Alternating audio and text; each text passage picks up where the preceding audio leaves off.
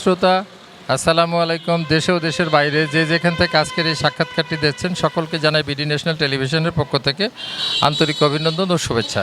এখন আপনারা যাকে ক্যামেরার সামনে দেখতে পাচ্ছেন তিনি হচ্ছেন জয়পুরহাট জেলার পাঁচবিবি উপজেলার পরিষদ নির্বাচনে, আসন্ন উপজেলা পরিষদ নির্বাচনে উনি মহিলা ভাইস চেয়ারম্যান পদপ্রার্থী। ওনার নাম রেবেকা সুলতানা এবং ওনার মার্কা ফুটবল। আমি ওনার কাছে জানতে চাই যে আপনি উপজেলা পরিষদের জনগণ আপনাকে ভোটে নির্বাচিত করলে আপনি অগ্রাধিকারের ভিত্তিতে এই উপজেলায় কি কি কাজ করবেন?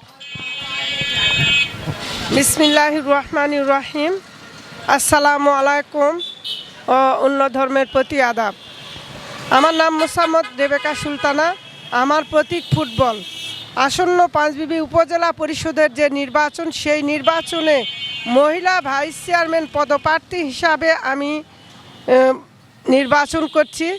আজকে এই পাঁচবিবি উপজেলাবাসী যদি আমাকে ভোট দিয়ে নির্বাচিত করে, তাহলে আজকে ডিজিটাল যুগে শেখ হাসিনার জননেত্রী শেখ হাসিনার ডিজিটাল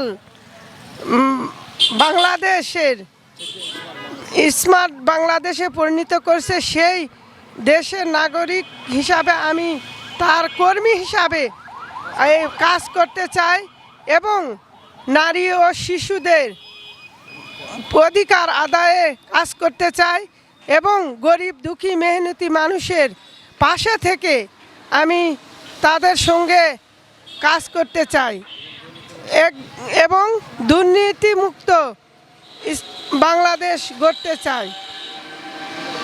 এই উপজেলা পরিষদকে সুন্দরভাবে সাজিয়ে একটি সুন্দর এবং স্মার্ট উপজেলা হিসাবে পাঁচবিবিবাসীকে উপহার দিতে চাই।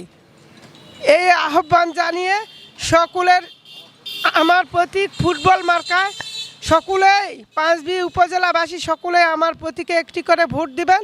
সকলের দোয়া আশীর্বাদ এবং সকলের সুস্বাস্থ্য দীর্ঘায়ু কামনা করে আমি আমার কথা শেষ করলাম। আসসালামু আলাইকুম ও অন্য ধর্মের প্রতি আদাব। বিডি ন্যাশনাল টেলিভিশনের পক্ষ থেকে আপনাকে অসংখ্য ধন্যবাদ।